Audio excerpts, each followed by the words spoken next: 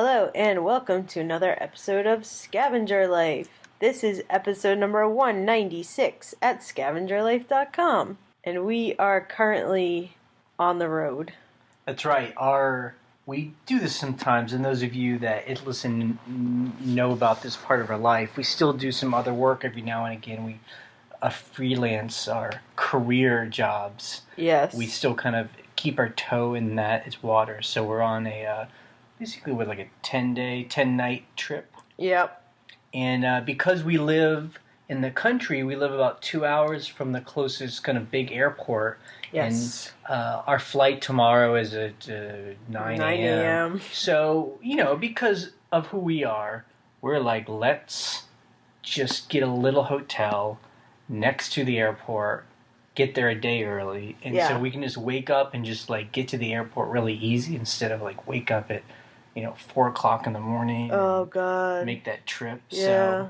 So this is another good thing about being a scavenger. And of course, the way we do it is we had a free hotel room because we had on Hotels.com, if you do 10 nights, they give you one free. They give you one free. So we had, kept 10 nights, in a year, I guess. So it's cool. But this definitely, flows with the lifestyle of like not a lot of stress. Like if we're going to have to work and travel, let's do it in a nice way. Yeah, because we found that driving that 2 hours really early is just not fun. Yep. At all. But anyway, we want to, of course, welcome all of you little trash elves out there who are... That's so silly. I just see people with the little hat and like the little shoes. But really, they're like grown, educated adults, and we're sitting there calling them little trash elves. But yeah, it's weird. How about this? I'm a little trash elf, that's for sure. Right, exactly. But anyway, we hope that you're either photographing or listing or packing right now. That really... We love that idea that we can help people kind of like push through. Maybe there's a pile that you've been putting off, and maybe this podcast for the next hour or so, you can use us, our inspiration, to kind of push through all that stuff. Yes. So this week, I wanted to talk about kind of like continuing from its last week, like... Ryan's is laughing because she knows I'm about to ask her a kind of a silly question, but this is the kind of question I love to ask. And that is what? Ryan, yes. Do you ever think about what the last moment of your life is going to be like on your deathbed? I tried honestly not to think about that, but really? Yeah. Really? You don't think about like what will the last moment be like? I mean, it's kind of like what is all this for? And like that's the inevitable thing. I mean, I know some people, they like to think about like their eternal life, like am I going to be in damnation or heaven? I don't really think about that kind of thing. That's a little past my pay grade, but I just think about it's going to happen to all of us. Right. So yes, we're all going to have that moment where you're going to be dead. Right. And there's going to be maybe a last conscious thought, And right. And the reason why I bring this up now is that I tie that into our scavenging life. I mean, that's why we do this podcast and talk about a lifestyle, because I want to have a moment, that last moment, be like, I did what I wanted. Right. I wasn't like working for someone else or feel like I wasted my time, Yep. No, I think if you put it that way, I'm not like sitting here thinking of my last moment of life. That's a little bit extreme. Like maybe you'll think of a pair of shoes that... Yeah, right. Remember that one pair of boots that sold for $900? That was great. I mean, and when I talk about this... And I know some people listening, they write and they talk about, they're taking care of their mom or dad or at the end of their life. I mean, this isn't morbid. This is just reality. It's reality. And I feel like Americans especially need to get much better at discussing this stuff because it is a reality. Yes, yes. So like my mom, she died 4 years ago, and I was there when she died. I mean, like the last bit. And that was really... we talk about it like it's a Hallmark card about, like life is special and, all this stuff. But, I mean, that really did bring home to me, like, my mom had lived this whole life, but really at the end, like everything kind of everything kind of disappeared, and it was just her and the end of her life, and that was it. And like any kind of like issues I had with her or anger or problems any of us had, it really all just dissolved, and you just saw a human being just like kind of like go out of this life. And so I mean, it's almost like her life was just like concentrated in this last moment. It was like, this is it. What did you do? Right, like, and so that's what I think about. Like, it's absolutely. Almost, and again, this is not a morbid thing. I feel like actually excited about it in the sense of, because I'm aware of it, is like, what am I doing to prepare for that? Right. Because like, what am I going to bring to that table? And that's like, I try and be good to people. Right. I try and like every day that I have, I try and make it be something that I'm not unhappy. Yes, exactly. I try and surround myself with people like you. Oh, that is like a Hallmark people card. On this podcast, like try and get people into It's My Life who I enjoy. Well, I think what it has to do with is, like we say with our lifestyle and what we hear from people all the time when they call with voicemails or emails, where they're like, I just want my time. I want to be with my family. I want to, not have a commute. I want to be productive, and so those are the things that we're always pushing towards, is like, yes, fulfilling your time is fulfilling. Yep. And, this, again, ties on to what we're talking about is last week where I was trying to break down in numbers, like, how much we make every week, and then how much, if you were to compare that to us each having a full-time job. Right, right. I mean, we don't really make, I mean, both of us are kind of in the prime earning potential of our lives, and we're really not making as much as we would if we had a regular job. But what we're talking about today, though, is like what we get in return, like... So it's like that user on our blog, Amazing Taste. We actually interviewed her, and we're going to post that soon. Her husband quit his job, and they worked together. And they said that, what makes her feel so happy is that her husband can be at home with her, and they can spend time with their kids.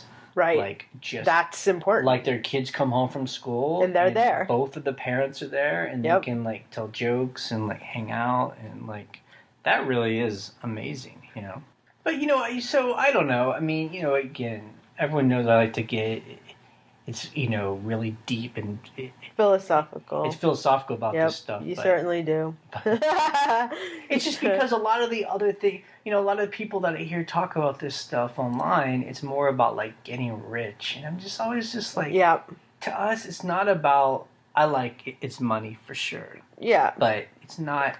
But purely about the money. It's about. I mean, that's why we're willing to give up potential careers and salaries and all the benefits that go along into with that to sell old shoes because we have this other thing. Right, exactly. And also it's not about the money, it's about what you want to do with the money that you're making. Yeah. It's not just like, let's be rich. Well, why do you want to be rich? Because you want to own property, you want to own other businesses, you want, like, really think it through here. And you want a nice car. It really is about, like, I just think, I'm thinking about it right now. Okay, I'm just imagining it. I'm in this bed, and hopefully I'm really old. Oh, God, we're going to get a visualization here. I'm having difficulty breathing. I'm going like this. And I'm like this. Snap out of it, Jay. And, I just, and I'm just thinking back to It's My Life, and I'm thinking about, like, this moment. I'm thinking about what we're going to do tonight, and I just want to think, like, it's cool. Like, I have no regrets. Yep. Like, I lived the life I wanted to live rather than, like, okay, I'm doing this right now. I don't like it. It's a pain in the ass, but... I gotta sacrifice. Do it. Yep. And I get it. We all have to sacrifice. I've had these moments, but we've worked to have a life where we don't have to be feeling like we're sacrificing. Right. And we still like continue to do it. It's not like every single day is like, oh, it's perfect. But well, I guess what I'm saying is like, no, it's sure right. I feel like For example, we're going to Los Angeles to do this big job, and we enjoy the people we work with. We love the work. Like I think it's a great job. But more and more, I feel very pulled to like, yeah, we have our eBay business, we have our rental business. I'm like, I feel okay if we were just at home this month, this 2 weeks, like really plugging away at our businesses. Like, what if we never did another job in our career ever again? I know, it's a weird feeling. It really is. Like, I mean, it really would be cutting the umbilical cord. It's tough. Because, I know when we started on eBay, we very much were still doing other work because we wanted to feel like, well, if eBay didn't work out, we could always bounce back, jump back in, write up a resume and still have a work history and not have this big, like a gap. 5-year gap where we didn't do anything. And they're like, what'd you do? And I'm like, well, I was a trash elf. Yeah, exactly. But I mean, now I feel like we're almost at the edge of where, like, there's no turning back. Yeah. It's like this and good riddance. You know? But we'll see what happens. I still like to travel, and I like other people to pay for travel, and that's a big bonus, But I do, like, I really felt it today. We were packing. We were getting ready. There's always the nervousness of like, did I get all my, electronics gear? Did I get all my hard drives? And yeah, it feels like there's a pull towards, being at home and working at home. You know what? You've never really seemed, or I've never noticed it. You've never seemed like you struggled with doing eBay for a living, and that's all that we do. You mean you don't think I've struggled with the idea of that? Of, like, the identity. I think for me, I definitely have struggled, especially in when we started of having that as my identity. Right. Well, we always talk about this. There's a stigma when you tell people, yeah, I buy stuff and sell it on eBay. I mean, people, they glaze over. They're just like, huh. And they don't ask you any questions. They're just like, that sounds like ridiculous and not real. But I mean, again, so, yeah. I'm going to say this because, and I don't mind sounding like a fool, okay? So, and it might just be how I grew up. I went to this school and they teach you to, like, be a professional and, you're going to have this career. And I feel like that was always what I was trained, like that was like the training I was given. And even it's my parents, you have this, and they instill in you, like, you got to do good and work for this company or whatever. Yeah, but okay. And so when we started selling eBay, it's like, that script is that script is not happening. Forget it. Like, I don't have. I'm not going to have the business card where I'm a vice president or whatever it is. Yeah. Or a doctor or an engineer. So the other thing too is, I mean, has that ever? No, I did not come from that background. Gotcha. None of my schools trained. I was trained to be professional in a creative way. So for me, that is like very different. Okay, so let's go from your point of view.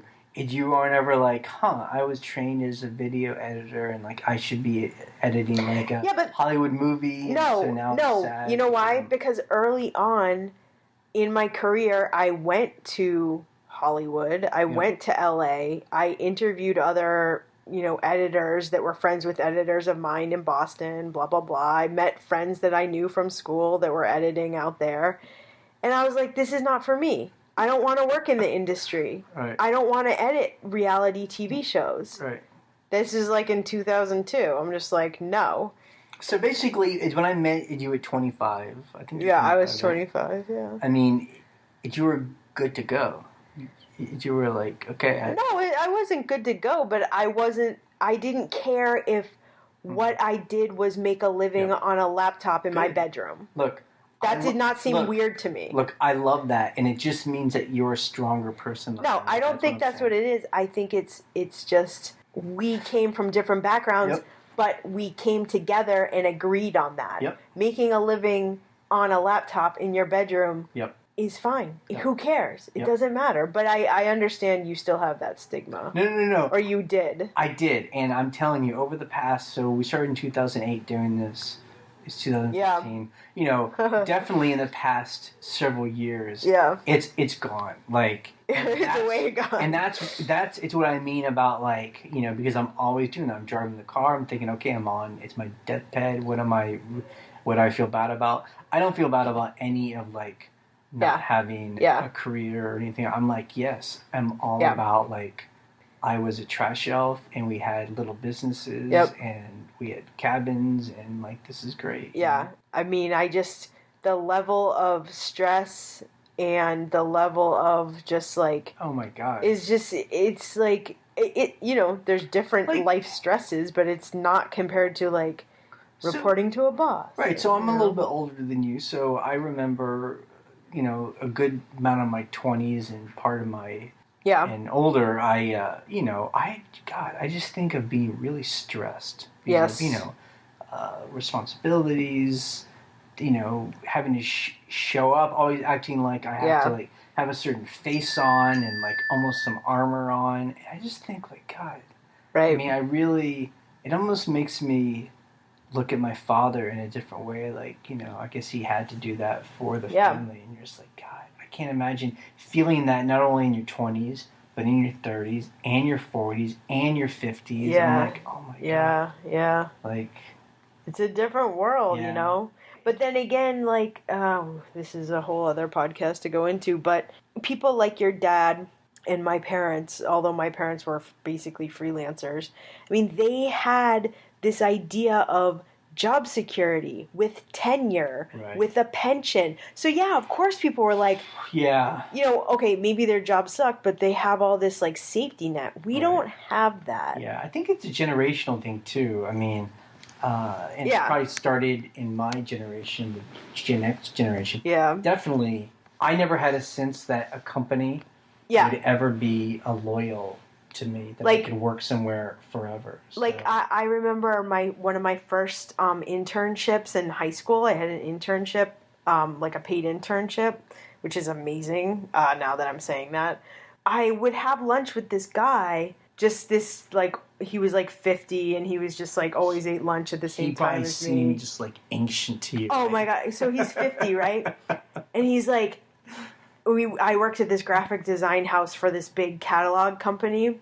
If anyone remembers, it was called Potpourri, and it was in my hometown. Finger Hut. Yeah, it's basically like Finger Hut. So it was called Potpourri, and you just buy crap through a catalog. It's before eBay, right? Yeah, before exactly right. It's before Amazon and stuff like that. So, so this guy I would eat lunch with, and he was 50, and he still lived with his mom. I remember this. Which is whatever. It was cool. I don't care. But he was I'm 50, and I have worked here he worked in the shipping department since I was 25. He said that to you? Yes. He had worked in the same place. He was happy for 25 years. I thought he was very depressing and sad, but I'm sure he felt fine. But it's just funny because I remember thinking, I'm 17 at the time, just eating my lunch, wow, what? I'm I'll never work anywhere for 25 years. No way. It just doesn't exist. I mean, some places do, maybe, but for me, no way. Well, also there was a time in America that is no longer in existence and was not when I was coming up, that you could have not a lot of education. You could get through high school and you could get a job pretty quickly. Yep. That was pretty well paying. And normally it was in a factory or a plant or, some kind of job that took some skill and you would learn that skill. You know what I mean? Yeah.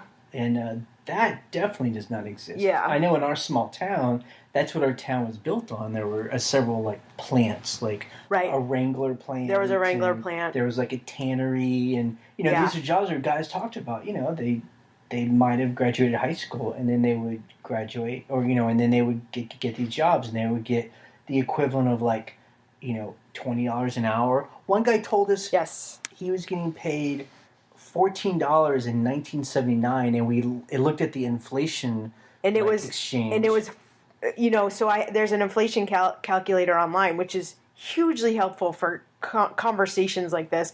In 1979, I was getting paid $14 an hour, and we kind of looked at each other and we're like, that's a lot of money back then. How much was it? Tell me. $40 an hour. Thank you. Yeah. Just for what was the job that he was doing? He worked it was like a printing plant that printed like income tax forms. Right.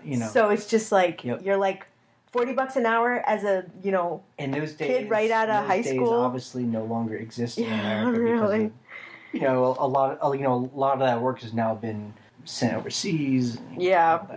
So it's definitely different, but I think that's why, again, I get excited when we get comments on the blog and you just hear people coming from the point of view that we're talking about now, where they're like, I had this shitty job and I started selling online and now I quit my job and I love it, Yep. And it really is, it's like another voice in the wilderness, Yep. And it's really nice. And the cool thing is, we are starting to hear that story more and more from the blog. Like at first we were like, we've heard of people like, I sold on eBay, and then I stopped and now I'm starting again. But then to hear the people who are like, I started listing, a year ago. I'm selling enough to pay my bills, and one of us, of my, husband and wife team, can quit our job. It's like, well, whoa. That's the other thing that, we hear a lot of people saying, like, I was selling in 1998 or, whenever. 10 years ago, but, they never seem to make a lot of cash. And I can't tell if, was that more common than not, or is it just now... Like, is there more people buying so you can actually make a living, or are people just approaching it from a different angle? Well, I also think it's eBay has changed. So there is the buy it now. So the auction is, people still do auctions, but that's interesting. The buy it now for me is so much better because you can set the price and you can take an offer. You don't have to be like, well, it sold for $10. Like, I guess just my question is, I wonder when eBay was in those early days, were there a lot of people that made it a career, or just no one assumed you could make it a career, and it was just assumed that it was just going to always be like just a hobby, a little income stream? Yeah, I don't know. Yeah, that's a really interesting question. But anyway, so that's kind of like what we wanted to talk about this week, and that's kind of what I've been thinking of lately, and we have.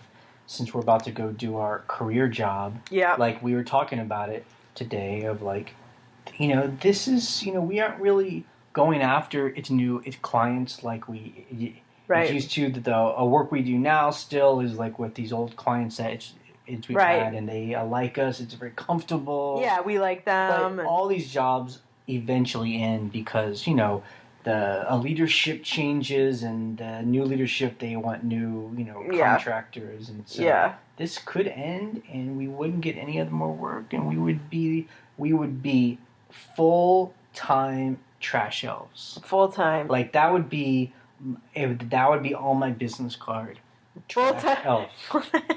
And when we would go to a party, we could no longer say, we do video work and computers. We would say, no, I'm a trash elf. Would we say that, though? That's my question. Because you brought that up today. You were like, if this job ends, in the next year or whatever. I could no longer, with a good conscience, say that we did video work. That we do video work, and that we're, we have, because we still do that stuff, so it's still it's still relevant. But I couldn't say that anymore. We'd be like, yep. Would you? Trash elves. That's the question. Would you say it? Would you tell people, because their eyes just glaze over? Yeah. So what?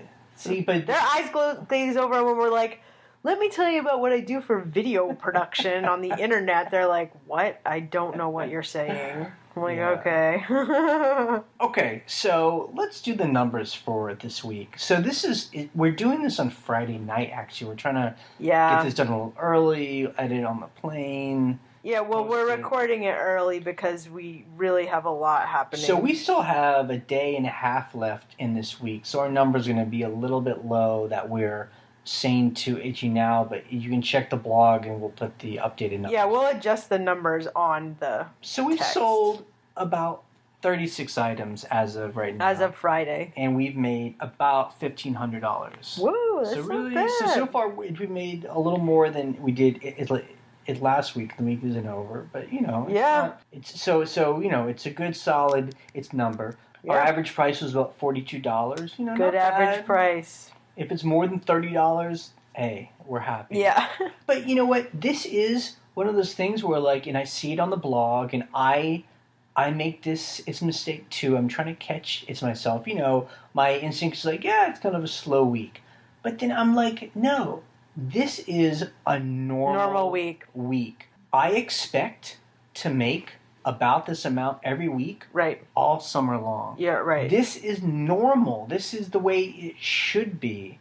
Yes. It's only when the holidays come that it's on steroids, right? So we all have to stop thinking that the holiday season is normal. Yeah. And this is really slow. No, this is normal, and the holiday season is crazy. Right. It's bumped up. Let's just be okay with those numbers and not be like, it was slow. It's $1,500 a week. You're mental if you think that's slow. So we sold 9 items so far under $30, and we sold 10 over $50. Oh, that's cool. Yeah. Good. It's still always amazing to me because, you've been listing a lot over the past month or so. Yeah. Did you notice that there's a lot being listed under $30? It just really depends on what the items are. I mean, it's if I'm listing, high-end stuff, no. Right. If I'm listing lots of little tchotchkes, I'm like, this is not worth more than $25. I can't tell if the things under $30 are because. I mean, this happens every week. It's a third to a fourth of our stuff is under $30. And I can't tell if it's stuff from the old days because we have such large inventory, or am I fooling myself and I'm still picking that stuff? Right, yeah. I don't know. I mean, we tend not to buy that stuff anymore, but there are some things. I mean, it's like we've said before. You're just this little cool kitchen houseware thing, I can't pass it up. It's so neat, Right. It's worth $25 tops, but get 4 $25 sales in a day and you made $100. Yep. So you cannot not get that stuff, in my opinion. So if we compare that to 2014, so a year ago we sold 46 items and made about $2,000. So, we made a little bit more last week. And I think I bring that up because someone was talking to me about this. Our store has grown. Yes. But our sales do not exponentially grow. Right. With the amount we put in our store. And I think that kind of stopped at about when we hit about 2,000 items in the store. We have 4,000 items in the store now. Yeah. It seemed like at about 2,000 items, up until then, we would list 100 items, we'd make more another 100 more, and it would kind of, our sales were exponentially growing. Then at about 2,000 items, it kind of leveled out. Now we will have incredible weeks where, because we have a large inventory, we can sell a lot when people are hot and heavy. Yeah, and we can make $5,000. Right. But it's strange. It's not. It's not consistent. You're not well, now that we have 4,000, we make 5,000 every week. No. And I know this is when some people. This is when they go into conspiracy theory mode, and they're like, well, that's because eBay is doing a algorithm to their servers get too overloaded. Yeah. So they do an algorithm and they flush out the old ones. And they even out all the sales over, so everyone has a little bit of sale, and it's it doesn't make any sense at all. So I think it's just. Oh my God. I think it's because we just sell a lot of weird stuff and just Yeah, it's just. You cannot be guaranteed what you're going to sell, how much it's going to sell for. Last year, you gave the numbers for last year. We sold a designer purse for $300. I'm trying to remember what purse that was. But, a $300 item to pad out your week is, pretty amazing. And, this week, the highest dollar item was $150. So, it was pretty a mellow week as far as it was just kind of average sales.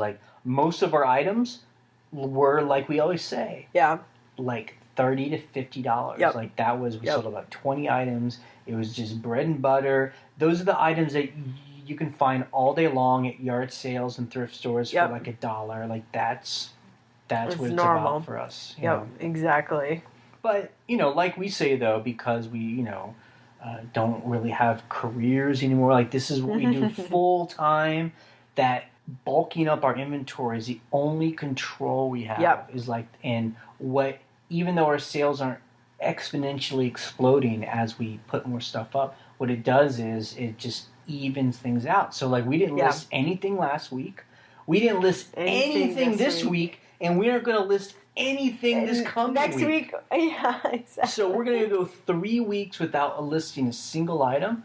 But I'm telling you, when we talk next week, right, I bet that we'll make $1,500. You know? Yeah, and exactly. I don't know why. I mean, we have no control over that. It just happens. Yeah, because people are always buying stuff. Yep. You know, and we have enough of a variety. I mean, we'll talk about what we sold this week. And you know, it's interesting when I still kind of like I watch the people that do Amazon. Yeah, you know, Amazon FBA. It's like it's the whole thing. It seems like everyone gets, you know, like everyone starts and they'll. I sell a little FBA, I sell a little eBay, and then it comes to a point where you gotta choose one. Make a choice. And some people join us, like we're the trash elves.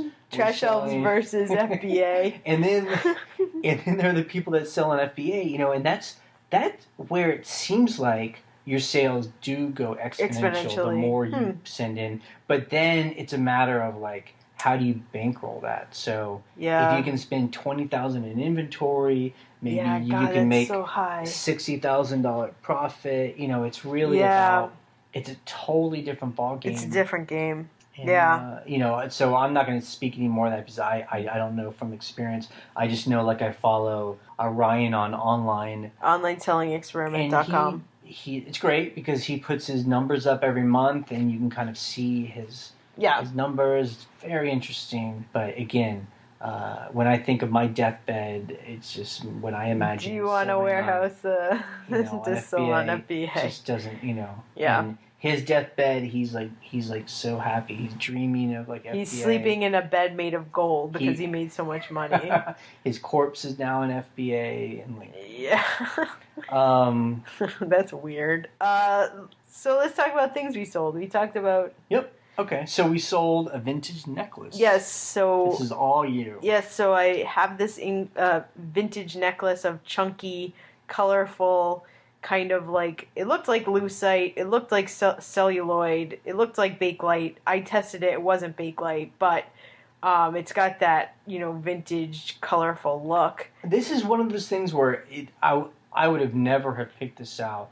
I would have never have thought someone would pay that much for it, but watching you go through this, I now see that women will pay a lot for nice costume jewelry. It doesn't have to be gold or silver. Doesn't have to be marked. There's no marker. I think someone handmade it. Cool piece. So I had it up for $199, and she asked me some questions about it, and then I took an offer of $150, and I was thrilled. And the reason why this is interesting is, you know, we go to these auctions, and there'll always be a point in a lot of auctions where it's like, time to sell jewelry, and I'm like, oh so boring. It's going to be like a half hour. It's so boring. But you know why it's boring? And I could never understand why they would sell like a bag of costume jewelry and people would be paying going crazy $200. I'm like, it's just cheap junk. Now I know why. It's not cheap junk. Some of it is cheap junk, but the other problem with when they sell jewelry at auctions is a lot of the, what do we call them? The metal hounds. Like they're going after the precious metals. I mean, they're like, it's sterling, and you're like, oh god, it's just like a bidding war over sterling. Sure, but you know? even the bags where it's just like plastic junk, people are paying a lot of money for because they'll find stuff. They'll find Bakelite. You know? They'll find stuff like that. Yeah. I've never done that, so. But so anyway, we always learn, and so it's interesting. There's value in everything. It's really is incredible. Yeah, it's amazing. So $150 for that necklace. And then we actually sold quite a few men's shirts. Yeah, this is the most boring thing in the world. But those of you that listen to us, you know, kind of late in the winter time, I spent 2 weeks photographing and listing myself. Yes. I was very proud of myself. Yes. All these men's shirts, like 150 You even of listed them I yourself. listed them, and they range from $20 to $50. And this week we sold maybe like 6 of them. Yeah. And so again, it's like a little pipeline. It's just like a little shirt pipeline every week, I started. A few of them sell. I invested 2 weeks of my life, and now every week we sell a couple. And this week we sold 6 of them, and so we probably made almost $300. Yeah, and just on shirts. It's amazing. It's taken 4 months for that to happen. There's still some shirts left. A lot of shirts left. We had a lot. You listed a lot of shirts. 250 shirts or something. That's the thing. Like, those piles, I know you have them right now. Yeah. There's a pile in your house. Yep. And that pile can become a pipeline. But, I mean, I'm telling you, I know the mental agony. It was not fun of me going through those, but I did it. Yep. And it was done. Yep. And they're in there and they're selling. It's going to buy us some Chinese food today. Yes. Definitely buying some steamed dumplings. Ooh. Okay, so I sold a set of flatware. I think you talked about that in a video, right? Yeah, so the necklace and the flatware you'll see in the next video that I put up. Yeah. Oh, did I put the flatware in the last one? Oh, I must have. The weeks are weird in my video, but the flatware was just a cool mid-century flatware. I think I paid at an estate sale $10 to $15 because I was like, these are awesome. It's a great set. It sold for $96. And it was funny because people in the comments on the video, they said that back in the day, they would give away like flatware like that if you open up a bank account. Or at a gas station or something like that. I don't know if that was the same pattern, but whatever it was, the pattern was amazing. Yeah. You just go watch the video because it was so cool. It was not marked by a company, but it did say Stainless Japan on it. So it was a high quality set. The other thing that sold that was a crazy high price was this cast aluminum mailbox. Just for putting your mail in. This guy right here. Yeah, you found it. But I put it up for $86 and got an offer of $75. It just looked like a junky mailbox. It's such a cool, but it's got that cool style from like the late 60s, early 70s. Yeah. It sits there. It's got a thing for a newspaper can go it's right awesome. There. Yeah. I show it in the video so you guys can look at it. But that's the thing with stuff like that. If you do your research and you see, okay, people pay a lot of money for vintage mailboxes because they want the look. Yep. Because you can't buy a mailbox like that. And, it's so cool. It kind of looks junky because it's kind of scratched up. But you know what? You just paint it. You just paint it. It would take 2 seconds to paint it. So you can buy things like that, but a lot of times at Restoration Hardware or whatever, things like that cost like $300, so someone can get the look for cheaper, but it's a lot of money for me, $75.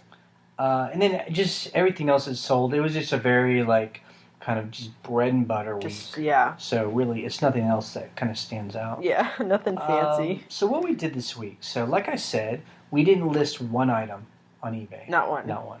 What we did do though, and I talked about it last week of what we're going to do, and we did. Yes, we did. Was in our house. We had piles of stuff that had quickly accumulated. Yes. It was just like 2 big hauls, one auction, and a couple of thrift store runs, and we had all these piles in our house. Man. And because we're having someone house sit, we wanted to get rid of all those piles. So this week we took photos of a lot of stuff. You took a crap load of photos, and I did a lot of photos of artwork that was we had these piles, and those piles have been sitting there since the winter time. I had to brush dust off them. So that's kind of one of the nice things that we do have these traveling jobs. Yes. Is that it makes us kind of it makes us take care of things we've been putting off. Because someone's staying at our house. Clean a slate, right. So that helps a lot. I think that's one thing is that if we never went anywhere, our house would be like, I'm sure other people have. Yeah, stuff just sits it's been there for a year. No. So we also, as we're talking, we are getting ready for this job in LA. That was something we were doing. Emails with the client and you're doing all the... Packing my tech stuff. All the tech stuff. And the crappy thing was our internet went out for 2 days at our house. And it's so stupid. What happened was the plug for the modem just stopped working randomly. Yeah, like it burnt out or something. I get burnt out. I don't know. Because I am an electronics nerd. I figured out that the modem was fine. It was just the plug that died. So Ryan was Jesus Christ. was like going through any piece of electronics we have in our house, checking to see if the plug would work. And you even like cut one plug up to like rewire it, and that didn't work. Well, it half worked. It wasn't the right. All my electronics nerds, it wasn't the right amps. So it was the right voltage, not the right amps. But that was enough amps to know that the modem still worked because the lights came on. Anyway, so what we did was we used our, you can use a hotspot on your phone to turn on the Wi-Fi. Yeah, or we can. We can on the iPhone. I don't know. I think on Android you could probably do it. So that was a lifesaver because I had 2 days of eBay labels I had to print out. So and that worked, right? It worked great. Yep. Yeah, it worked great. It just, But it definitely, it is so interesting, our life these days. I felt so isolated because you didn't feel like you could do your full, internet experience. Right. Meaning, you don't want to kill your data. I mean, I think, too, I just remember how much I realize how much I depend on it for music, for things we watch at night, just, communicating with friends. Like Skyping people. You're like, I can't Skype over my phone data. News, just falling into a Wikipedia hole where you just kind of follow one. So now that we're at the hotel, we got Wi-Fi, and we just spent the last hour just catching up on blog comments, and my mom sent a bunch of photos. I'm like, oh my god, it's just crazy. Yep. Okay, it's net to us is we're now going to make sure we have a backup modem because like we have a backup printer. Yep. So I mean, when we're doing a business, since all of our work now and the money we make depends on the internet, we need to have that backup stuff. So I actually called the company that gives us our DSL. And they sent a new modem. So actually our house sitter right now is texting me how do I set up this modem? So now we'll have 2 modems. But anyway, that's the internet. Cool. So right now we're sitting in a big hotel bed doing this podcast. And it really reminds me of my hotel fantasy. I have this, I have this fantasy life. Yep. It's not even I don't think it's anything I'd ever really want to do. I think it would bore me, but it's just fantasy of it's like you have a credit card and you can just travel wherever you want, just stay in hotels, and you get bored in one hotel and you just go into another. You don't have to clean anything. They do your laundry and you just go from one place to another. That's what rich people do. I know, right? Actual rich people. But it's like if I was a rich person, I don't know. You would do that. That fantasy is kind of, but then. I'm like, that's boring. You know what, though? Here's the deal. Whenever we've, done long jobs, at the end of this job, which is, next Friday, so it's, 7 days in a hotel. By the time 7 days comes, I'm like, get me out of here. I want a kitchen. I want a neighborhood that I can walk around. Right now, I'm looking outside. There's all these corporate, it's a corporate park. Yeah, it's right across the street from the airport in Dulles, and it's just I feel like I'm in no man's deserted office park land. It's so weird. I don't want to be here all the time. I mean, that is one nice thing about us doing these jobs is we go away for 1 to 5 weeks, and then we get home, and it's just there's nothing more exciting than just being home on eBay. I'm telling you, making a peanut butter and jelly sandwich. I'm telling you, that's the feeling I had when we were leaving today, where I was I'm walking. You make fun of me because I walk around the yard with my coffee and I look at our gardens because we have a bunch of gardens. We've spent a lot of time, and I'm seeing what's growing. I'm weeding. Yeah. I'm planting my other garden on this other part of the land. I'm what the hell? I have to leave? I just want to hang out with my cats and Yep. Well, I find our life goes in these stages, and I feel it might be time for this new stage. It might be. So anyway. Okay, I don't know. That's We're like going on these weird ass tangents. People are like, what? They're like, what the hell's going on it's today? It's like a therapy session. Isn't it always a therapy session on this podcast? So it's a rental property. We'll briefly talk about this other. So because we have this eBay business, we've been taking our eBay profits and investing them in another business, and that is we bought this farmhouse that's now a rental, a vacation rental. So we talk about it every week. So this past week we've been getting a lot of landscaping done, and we mentioned this is last week. We've added about another half acre to our land, right? Because we had these guys with like big bulldozers clear a bunch of bramble, and now it's beautiful. It's amazing. And now we have a stream that runs along the edge of the property, and it's before you couldn't really get to it because again it was like just all bramble and rocks, junk. And, it's all clear. You can sit right next to the stream, and there's even like a little tiny short hop, and there's like a wading pool. There's almost like a swimming hole, a natural swimming hole where when it's hot you could like jump in, and it's quiet. There's no one around. It's very cool. Really amazing. So that was a neat. I mean, it's like it was land that we own, but you couldn't really tell that it was part of the yard. Like it just looked like a junky. I feel like a developer. Yeah, I know. Like that's what you do. So, and the good thing is we can write it all off on our taxes because that's for the business, improving the business. Exactly. So that was good. But so this week we were booking 4 nights, so 7 nights in the week, and so we booked 4 nights. Hey, that's pretty good. It's pretty good. Yeah, that's pretty sweet. And so now that we're gone, there's currently someone in the rental right now that we can't deal with. So our friend is managing them while we're gone. And that is something we did this week. Was we quote unquote trained him? Yep. No, I mean there's no quote unquote. We actually trained. We actually did train him. Yeah.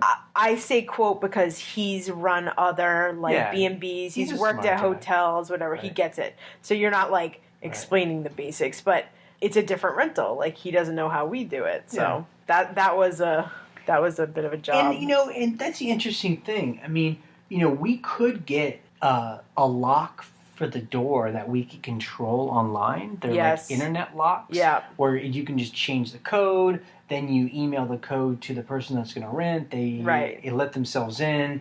They have their experience. Then when they leave, we would just hire people to go and clean it. I mean, we could do that, but I think for us it's important that the people that rent don't feel that it's just like a hotel. Right. And also, I noticed that people who comment on the blog, because as we say Airbnb, that's the... Right, that's the website. Yeah, Airbnb.com. But it's not a B&B, Right. I mean, a bed and breakfast is something it's different. That's where, if you stay in a person's home and they cook you breakfast, right? And there's a lot of people do that with an old man. A lot of people TV with an old man. A lot of people do that, and a lot of people on Airbnb do that. We don't do that. This is the difference between. It's not like just a faceless hotel. Right. It's not like this really complicated, hands-on, bed and breakfast. Right. It's a place that we rent to people. But we like to meet them. And so because we can't meet them, our friend is going to meet them. So I think what's important is that we're building another mom and pop business. And, we did a whole podcast on this. Yep. I am in love with the idea of having businesses that are mom and pop businesses where you go there and it's got personality, and it's the personality of the 2 people who made it. Who is run this thing now, and then that makes you feel good about it. It makes you feel like it. To me, it feels more special. Right. And what we found is, a lot of people are like, "Don't people make a huge mess?" And the last people that were there stripped the beds and did the laundry. I'm not joking. They did it for us. I mean, they didn't do all of it because there's a ton of it. But I was like, where else do you get that? Where someone's like, They had such a nice time and they liked us so much they started cleaning for us. And I feel too, it gives people a story because it's much more interesting. I stayed in this Holiday Inn. No, I stayed in this house and there's this story and there are these people and we want to go there again. Hopefully. But at the same time, it's not a bed and breakfast where we had our own room, but then we had to go downstairs, and we shared a bathroom with the owners, and it's different. It's still like it was our own place, and we could like walk around in our underwear. Right, like it's just more private. But it's like eBay in the sense of sometimes we'll get someone that like buys something from us, and they write us an angry email. They're angry at something, but then we remind them. We're just people. We're just two people that run the store. We're happy to help you. And that changes the whole tone. Right. And then they start to communicate to us like we're like a just mom people. and pop shop. Yeah, exactly. Exactly. It's just like another... Because I think that's why a lot of buyers on eBay get angry, because they just assume they're going to be dealing with a faceless, like... Right. Anonymous corporation, and they're going to be run through the gauntlet. Right, exactly. Which we've all had that experience at some point. So anyway, yeah, our friend is going to be taking care of it. We're going to pay him 20% of our profit, and we hope that feels generous to him, and I think it is. Well, because we want him to be happy, Yeah, to be worth his time. So there's two parts of it too. Like at first, I'm like, well, we should just block those days off and not do anything, because then we don't have to pay someone, blah blah blah. Because we have a hard time justifying that for eBay too. But then I'm like, wait a second. If we were to block those days off, we wouldn't be making any money. Right. So if we're here in a hotel somewhere, and he's running it, he's making money, we're making money. That's money we couldn't have made otherwise. And and plus, instead of like saying, oh, we'll just pay him $10 an hour, no, we need to make sure. Yes. Because he's invested. I would want to be treated that way. Right. I would want to be treated where I'm being paid well, so I'd be excited about doing it again. Exactly. So that's how we're doing it. People this week. Yeah, lots of people. It seems like 18 different people have, one way or another, mentioned or introduced that article about that couple in Toronto or Canada. They're somewhere in Canada, and their house got torn apart. They had it on Airbnb.com where we rent it. Their house got torn apart. Like there's even a video of it where like people are throwing up on the couch and just. I mean, trashed. Like think of a house that's trashed. This place was trashed.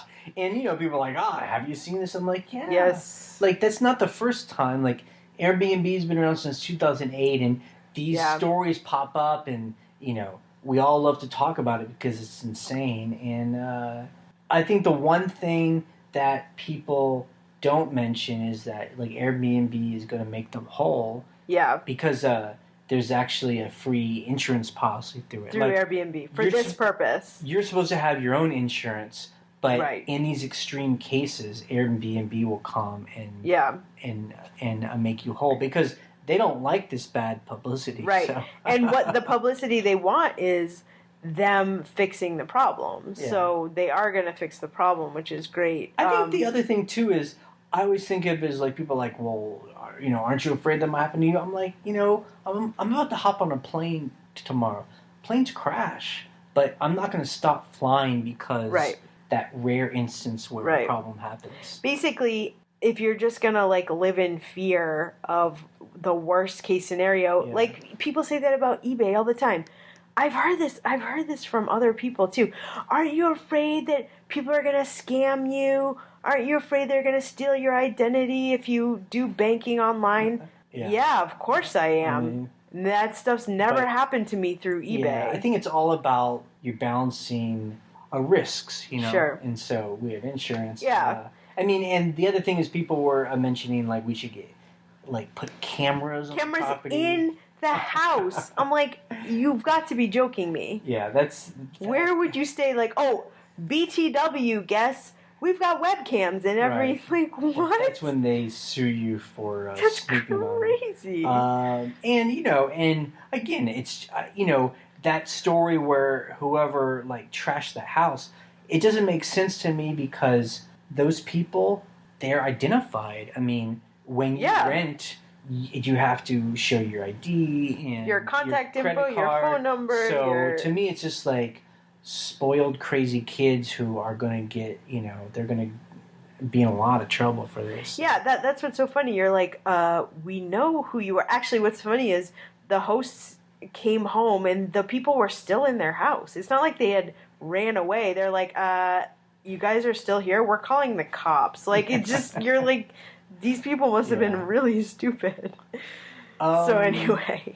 Okay, so let's get back to eBay. So customer issues we had this week. So this is not actually a customer issue, but this happened this morning. I was a little perplexed. I didn't know what was happening, but this guy bought 2 shirts. He's in London. And so why it didn't go through global shipping. It was automatically first class international going to London, which isn't a big deal. I'm like, okay, I'll ship something to England. You know, it's no big deal. There's tracking. I can do insurance on it, whatever. So my question is, has anyone else noticed that? Was it because they put 2 items in a cart and then bought it through the cart and that took off global shipping? Or what happened? Because I have global shipping on all my clothes. And UK is covered. So I don't know if anyone else noticed that weirdness, but that was the only kind of issue I had where I'm like, what? That's odd. That is weird. Well, yeah, I have no idea. That is interesting. I mean, other than that, we've had a very quiet week as far as customers. We have 2 people who are just returning something. They're paying for everything. Because it doesn't fit. Just shoes and a hat. And we talked about last week, we sold like a vintage chef's knife to someone in Oman. And he got it. In the Middle East, he got it. And he left us positive feedback. And Hooray! He was like, do you have any more? I mean, yeah. To me, I think people glaze over, like, oh yeah, big deal. I'm like, we sold something to someone on the other side of the world in a country that we don't really have a lot of communication with, but we did this really easy transaction. He paid a lot of money, and it was all good. It was great. It was amazing. It's very interesting. Like, I mean, we forget, like, that's, you know, I had to go through all these hands, post office and custom agents, and then on the other side, some guy on, like, a motorbike had to take it to the guy's house. Well, and what's funny, too, is I shipped it, obviously Oman is not covered on global shipping. I shipped it USPS priority, and you know what? There was tracking the whole way there. I saw when it got into his country. I saw when it got delivered. What? That's amazing. It was incredible. So, hooray for that. So, a bit of news this week. Last week I was talking about how there is a thing in America, especially, where people like to brag about how much they work. Yes. Like, it seems like it's a point of honor to say, oh, I work, 80 hours a week. Like, I haven't taken vacation in 5 years. That's a point of honor because it means that you're a worker, and hard work is good. I agree with. But it seems like a little bit crazy. It's almost like I have no life. I don't think that's something to be proud of. But I found this article in the New York Times. They said that there's a certain percentage of, especially men, who say they work 80 hours a week. They're lying. And they're like, and what's the percent? Do they have the percentage? I'm going to link. It's like 30% or something, but I'm going to link to the article on the blog. It's just interesting, and I don't think it's a bad thing. It's just like people feel they have to say that. Especially, it's mainly they were doing a survey of men that work corporate jobs, and especially in financial firms, where they're expected to stay, all night long. And so the guys, when it's anonymously they can speak, they're like, yeah, I say that, but really I take a big chunk in the middle of my day to be with my kid, or I get off early when I say I don't, so I can go to my kid's soccer game. And it's good. It's like these men are trying to have actual lives, but they can't say that they're having those lives. It's really interesting. Yeah, because in the American cliche of workers, you can't be lazy. Yeah. You don't want to be like, oh, I got to work at 10. I feel that's why I did nothing and I left at 3. I feel that's why I could never I don't want to ever deal with having to hire someone, have a permanent hiring job of somebody, because I feel like I would naturally kick into that, okay, I'm paying this guy by the hour. You better be working. I hope he's working. Is he really maximizing his time? I saw him, I saw him drink a cup of coffee for 10 minutes and didn't do anything. I just feel like I would be the worst boss. Yeah. And I don't want to get involved in that. Yep. So the next thing was... there was an email that was sent out to people, and there is a video with Griff, and he is talking about different things, right? And so It's kind of interesting. It's a video for brand new people. It seems like it's aimed at. Yeah. And it's like he's answering its question, do I put my item on auction or fixed price? So he has several items and he goes through, and it's kind of good. He goes through, he shows you how he will research each item and see it's what they sell for, and then it tells you by how much things sell for and how much competition there is whether it will sell better in auction or fixed price. I mean, we totally don't follow any of his advice because we only do buy it now. Yeah. But, it was good to see he's showing people that's exactly how we research things. Right. We just go through sold items on eBay and you just look and pick a price. And like there you go. sold items. Like, the fact that you can search sold items on eBay is like magic. Yeah. You can't, well, people would say it's a little bit different on Amazon because you look at search ranking, whatever. You can't do it on Amazon. You can't do it on Etsy. I look on places like Ruby Lane. Can't do it there. Like, you kind of can do it on Etsy, but it's on a one-by-one basis. But I really think the sold listings on eBay is incredible. I mean, that makes the whole site, I mean, I couldn't run my business without researching sold items. That's for sure. I just love Griff. I mean, he's such a goofy guy, but he's so he's just so pro eBay. I don't know. Yeah, I mean, he's employee number 6 at eBay. Of course he is. And just how he deals with all the people. He's great at dealing with people. That is for certain.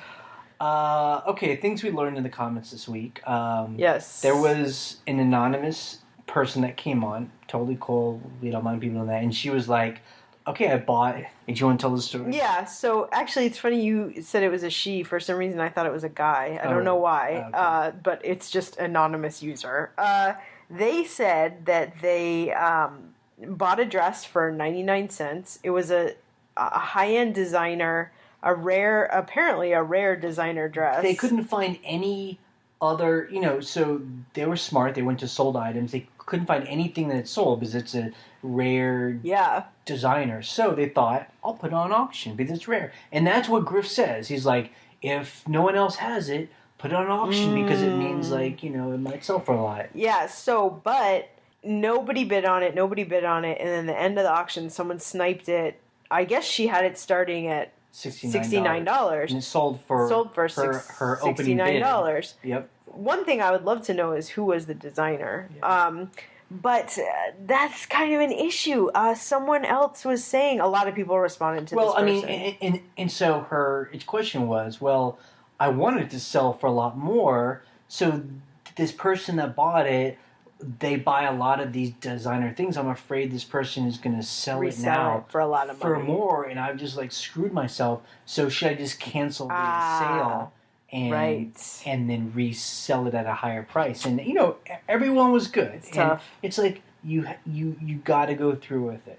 You took a gamble. You did it. You can say that you lost because maybe it would have sold more, but really, like everyone said, if you bought it for 99 cents and sold it for $69, you made a great profit. You did good, and you have to. It's like you have to be honest. No, I mean, I've had those items. Where I'm like, I can't believe it sold for the opening bid. Yeah. It was worth so much more. Well, why the hell did you put it on auction? We had a Bakelite bracelet. Oh, don't even. It was so awesome, and we were like, because we had done an auction once. Yes. And it sold for $1,200. We were like, okay, let's do it again. It sold for $75. Oh, it was less than that. It was less than that. It was like $55. And I'm not talking about a Bakelite.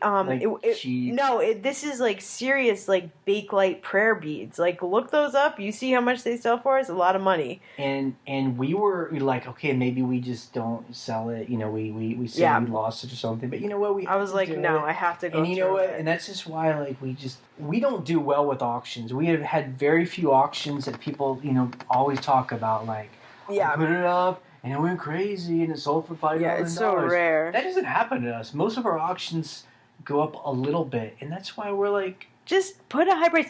So someone had suggested, Steve did, yeah. Yeah, Steve suggested to this person, look, I would have put it at $599 best offer.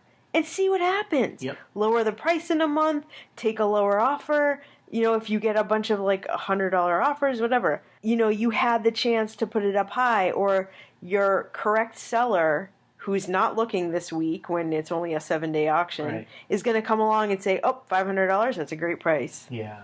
And you so know? That will never happen to you. You'll never do it again. So it's really like, it is a good way to think about it. What we're talking about is the opposite of an auction, where you start at the highest price and then let people work it your way down. Right. You know? And so it's maybe I'll take $300, but I don't have to take $300. Right. But at the auction, I want $500, but then you get forced at $69. Like, that's not a good experience. Yeah, that's tough. Someone wrote us, so we always, say names wrong. And I should just not be a lazy person.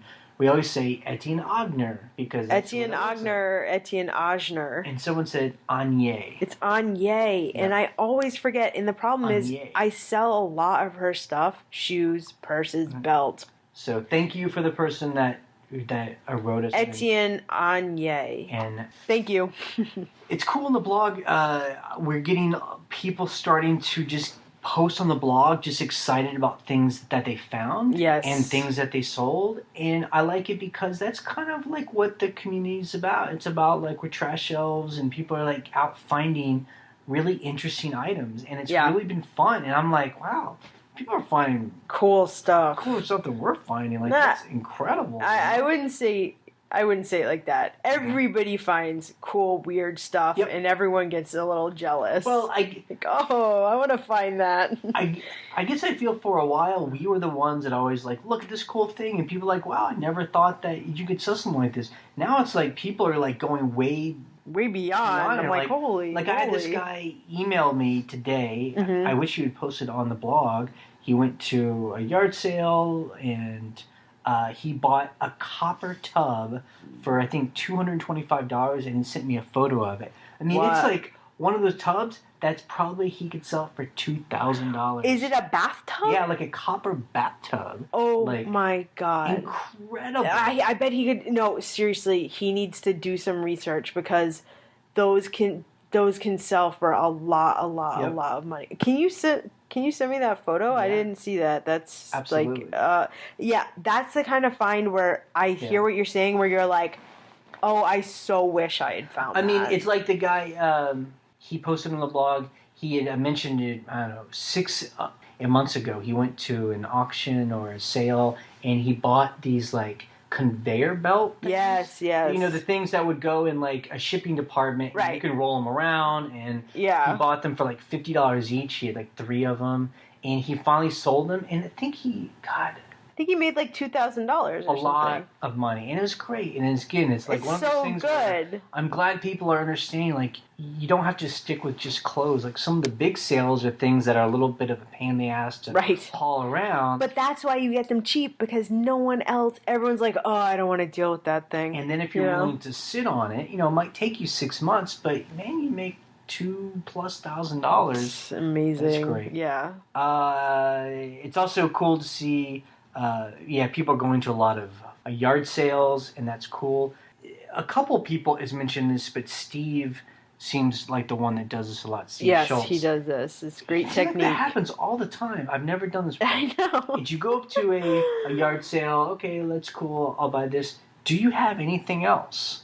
And the guy will be like, yeah, I got this stuff on my attic. It's so funny. And You're like he'll bring down like speakers, and then Steve's buys. I'm just like, that's so interesting. I should just try that. I've never, it's funny, because we went to that one yard sale. We pulled over, I think it was yesterday, and we were like, oh, we found a couple things, but they had a lot of stuff and nothing to buy. And we could have just been like, do you have anything else that you didn't feel like calling out here? I feel like that doesn't. That's not the right way to go about it, because that seems like kind of like insulting. Like, do you have anything else? Or the answer is like, I mean, this is what I'm selling. This is what I have. Or I guess, maybe he's more specific. Like, do you have I'm looking for stereo equipment. Yeah. Do you have anything else that you're willing to sell? I mean, musical instruments or something. If I'm like, I love these shoes. Do you have any more shoes in this size? I don't know. Sure, I'll go in my closet. It as a challenge to try and buy the shoes off someone's feet, because sometimes I'll see that see these old guys with these like awesome Red Wing boots, like those Irish setter boots. Yes. Where I'm like, I will buy those off your feet for $50. I went to an auction. We went to an auction one time, and one of our arch nemesis ladies that we always bid against, she had, this drives me crazy to this day, she had chunky butterscotch bakelite necklace, bracelet, and earrings. She's an antique dealer, so clearly she knows what they are, but I was like, I so wanted to be like, please let me buy that off of you. Like, I will pay you lots of money, but I don't think she would have gone for it. But that's the type of thing that I would love to do one day. Like, I love that necklace. How much do you want for it? I will buy it from you. I'll buy you right now. Here right now. How much? Okay, so this coming week for us is we're going to LA tomorrow. Yes. Flying on a plane. Always slightly stressful, but it's a client, as we know, they know us. We so like it's kind of like an old, comfortable job. Yes. And honestly, again, it is nice, and I can see why people get attracted to these kind of this lifestyle. We're on an expense account, or like on a per. We have a per diem, So it's nice. You get to go to like nice restaurants. And, I mean, and when we say nice restaurants, like for us, spend like we are like the cheapest. Nice. We're gonna go get like Chinese takeout tonight, but it's just funny because we are not normally like, we're so frugal, we're so cheap, right. We're just like, what? Just where you can go somewhere and spend like $40 each, right, on a meal. And we don't do that normally. Never. And it feels really... We had lunch. It's like fun. We brought our friend out to lunch the other day. There was 3 of us, and we had a meal, and then we had like milkshakes, and it was like a big deal. And it was $40. And we were like, whoa, that is crazy. So, to spend $40 we just like blew our budget. Yeah. It's just like, what? So funny. And then after that, we're going to spend 3 nights in San Diego we're going to go visit your aunt and uncle. My aunt and uncle live in San Diego. And we rented a little beach cottage on Airbnb. Yeah, so we are now renters. And it was cheap. It was, like $70 a night or something? Yeah, the thing is, I'm like the cheapest renter, so I'm like, I want a place, 2 blocks from the beach that's under $100 a night. And I actually found it. Yep. So. And we got the whole house. Yeah, it's a whole apartment. Not like we're in someone's room. And it's like, that's great. And you're in a neighborhood rather than like, I don't think you can get a hotel room that cheap. But it's so funny because you were just saying a minute ago, like, your hotel fantasy. And I'm like, I would so much rather like stay in someone's like cool little bungalow. Well, the hotel fantasy is about like a limit. So it's not like I'm staying at Holiday Inn. So it is a fantasy. Yeah, of course. It's like, staying in like a nice hotel where you can go down to like the restaurant and just order anything, like have a steak. Yeah, that's a whole other like. I think the hotel fantasy is like where. You don't think about money. I'm never thinking about a budget. I'm never being frugal. Those are rich people. Yeah, exactly. That's the rich people fantasy. And so we will be podcasting this whole time, or we'll be posting these as as much as we can on the road. But we will not be checking the blog quite as often. We will be doing it on our phone. But please behave yourself on the blog and please behave yourself. I like how Jay says that because Jay's like the one with the whip on the blog because he I don't no that's not be wasted. No, I think what's great is I love that you respond to almost every comment. Yep. That's quite admirable. Okay, so now let's answer some questions from voicemails. So you can call us on this phone number 540-407-8486. And we do not pick up the phone. It is just a voicemail number, and you have 3 minutes to leave a message. And we're happy to take any questions, although we're not experts on eBay, but we're happy to share our opinion. Or you can comment on something someone else said. Yes. Okay, first voicemail. Hey, Jay. Hey, Ryan. My name is Mike, and I'm from Fremont, California. And I have a question for you. My wife and I are doing eBay and some Amazon, and we were starting to try to think about the tax implications since it's starting to really take off and do pretty well. And so I subscribe to the GoDaddy bookkeeping service, and then for the mileage and that type of thing, I just started a spreadsheet for that. But I was wondering how you guys go about like recording your time as far as labor to list and ship and all that type of thing. I'm still kind of new to the GoDaddy thing, and I think it might do some of that stuff, but I was just wondering how you guys go about doing it. Anyways, thanks a lot. I love your podcast and your videos, and thanks for all your tips and your hard work. Thanks again. Bye-bye. So we always like to preface, as always, that we are not tax experts. You know, if this is becoming your business, we encourage you to get an accountant, and not like an HR block. Find, a local accountant. Normally, they're small business people too, and so they'll understand what you're trying to do. As far as I know, you cannot deduct your time. You can, create like an LLC, or there's a function where you can pay yourself a salary, but that's much different from deducting that from your taxes. So we do not keep track of our time. Now, if you're doing freelance work for people and invoicing them, that's when we keep track of our time.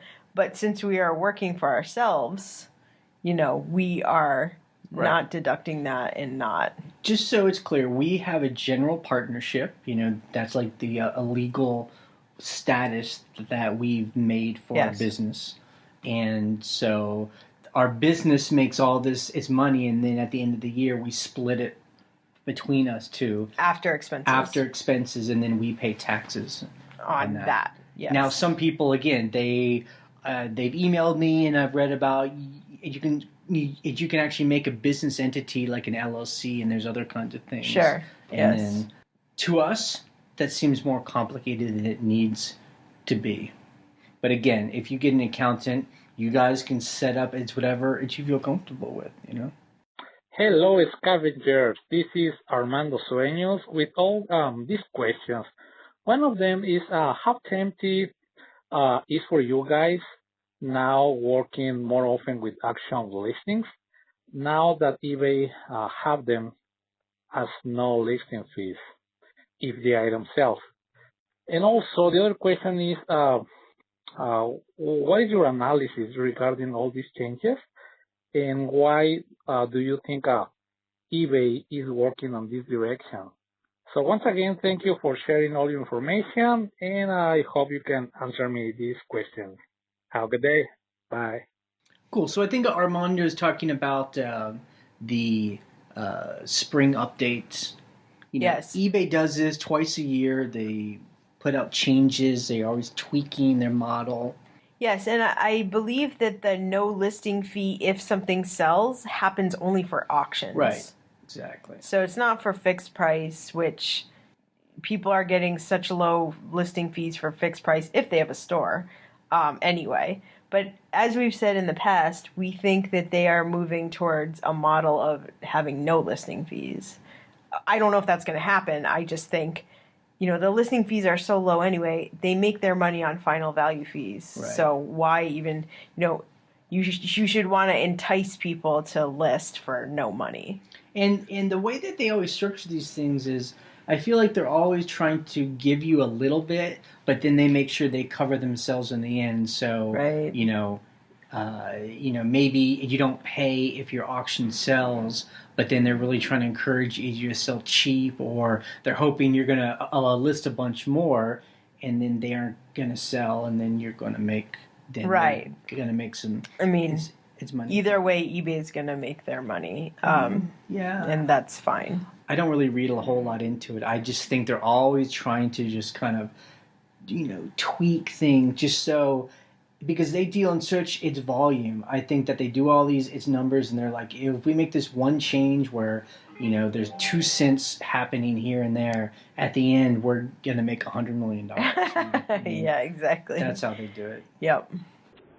Hey guys, Len from Wisconsin. Last time I called, my message was cut off, so hopefully I get it all out this time. But I really just want to call and vent because I work a job that I hate, and it makes me miserable, and it pulls me away from my family. And I listen to your podcast, and I hear what you guys are doing in your lifestyle, and I totally covet that. And it's what I'm working toward. You know, we're only selling like 50 items a month for about $1,000 a month, and we are listing like crazy, working towards being to the point where we can scavenge full time, because every time we're out garage sailing or at flea markets, I do it with my family, and we have so much fun.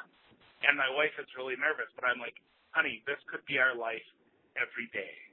And it stresses her out. So, I mean, how long did it take you guys to, not lose sleep at night when you went from working to scavenging full time? I'm just really interested.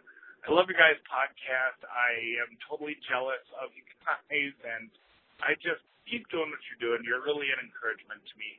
Okay, so that is a very nice call. I mean, that call basically encapsulates everything we were talking about at the beginning of the podcast. So just like why we do this, and I bet he makes, he must make okay money right now, pays for everything. Yeah. But then can you, I wonder, it's so hard to imagine, his voice, I can hear it. Him and his wife, they're worried. Like, how could they give up the job and the security for being full-time trash elves? Well, for us, I mean, to be perfectly honest, we were doing a lot of video work at the same time that we were transitioning to eBay.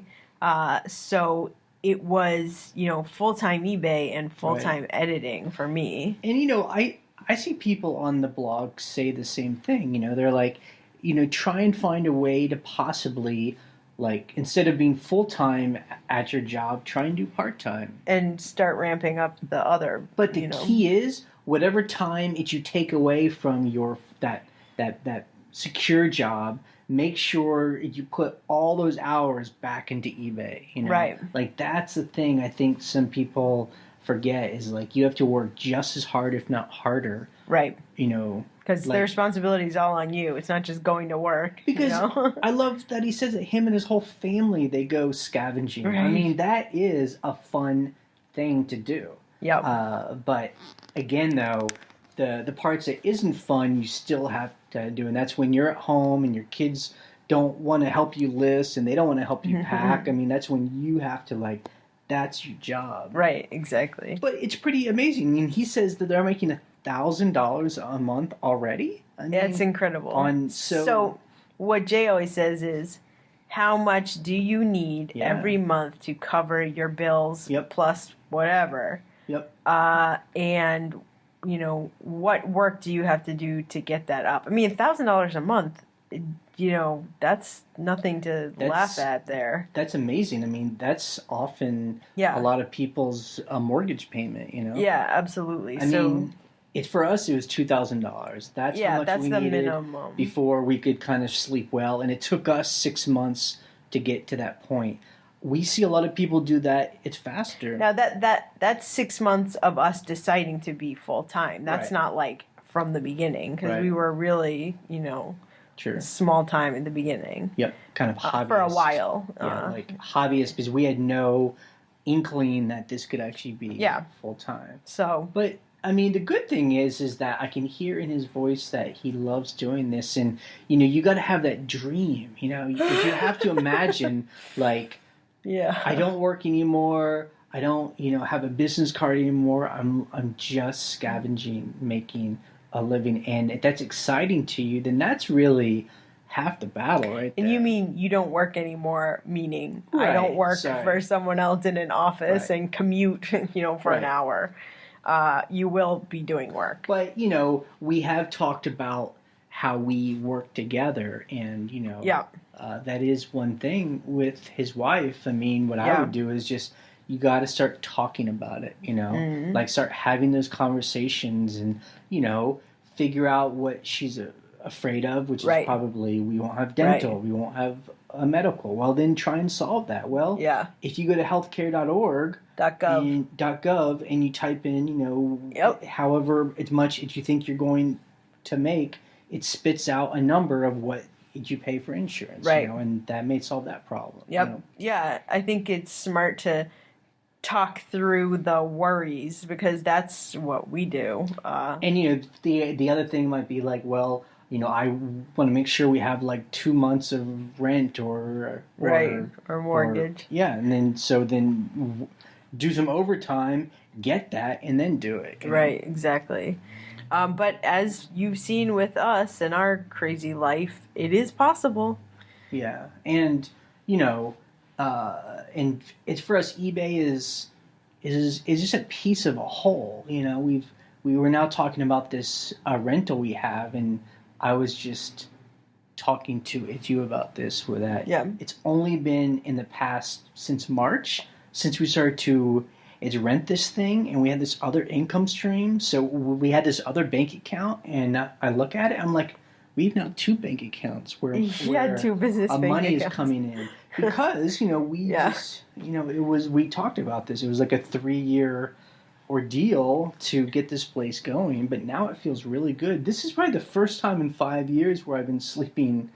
Oh, really well. Totally sound. Oh my God. Because it's great. Yeah. I mean, there are, not worries, but, you're thinking about, doing the work for eBay, doing the work for the rental. Obviously, we're out on a job right now. You're juggling these things, making sure you're doing well at all of them. But our challenge, because we're further down the line than this guy, Len. I mean, our challenge now is like, well, what do we want to do now? Like, what do we want to challenge ourselves with? Yeah. Like, and these are exciting things. So I always try to remind people who are starting out, it's like this, is that, this part where you're just worried about paying your bills goes away if you stick to it. Yes. And then you've covered that. Right. And then it's not like you're worried anymore. Now you're just like pushing it yourself because you have a business, and who wants to be stagnant, Yeah, exactly. And so that's the exciting thing. Yeah, well, and that's the exciting thing of having that freedom is you don't have your job and your commute and you have to be there. You're like, oh, we're doing really well at this, and we're kind of like making it happen, so what do we want to do now? Like, what's the next step? What's the next cool thing we want to do? But this happens because we're always talking about it. Yeah, much to my chagrin. I know, right? Sometimes like, I talk about it too much, but I just love, because when I start thinking about the intricacies of like a problem, and I always call it's a resource management problem. Yes. It's a challenge. Like, you only have so many resources and all of this stuff has to get done, and it can get done. You just have to figure out a certain way, a process. I love talking about that stuff. You also play video games that do the same thing. I play a little tiny games on my iPad where it's and those people that I'm like, that does not look relaxing to me. They are very stressful games because if you don't do it right, everything crumbles. Yeah. A rat will bite you, that kind of thing. The zombie will eat you, and but those are really good games to teach me. Yeah, no, it's I'm educational, glad. Ryan. It's educational. I remember that one.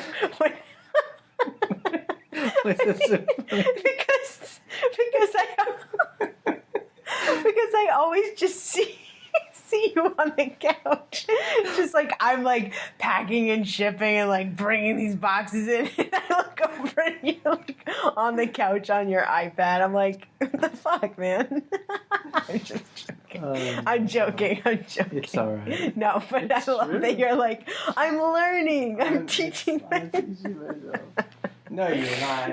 You're just playing a game. Oh man! But anyway. That was a great call. That's our final call. We only have, unfortunately, we only have 3 voicemails because we're recording this a little bit early. So. Yep. But this was a slow week. But if you've ever wanted to ever call us, now would be a good time. Yes, 540-407-8486, and you can see that phone number on the blog as well. Okay, so that's going to be it. It's this week. We are now in sunny LA, actually. Actually, it's kind of cloudy right now. Yeah. But, yes, between the time we started this podcast and ending it, we've gone from the East Coast to the West Coast. And we've gone from one hotel room to another. And it looks exactly the same as the other hotel room. And so my hotel fantasy is actually really boring. So and a nice cha-ching before we end. All right, so that's it for It's This Week. We put this out every Sunday night, Monday morning, to help you hopefully get your day started. Get your week started. This week we will not be doing a What Sold video, but we will be posting an interview. Yes, this week. I edited an interview on the plane, so it is ready to go for Wednesday, and it's a great interview. Yep. So we'll keep putting things out there, and we'll be checking the blog as well. But, again, please behave yourselves there. Okay. This podcast is ending in 3, 2, 1.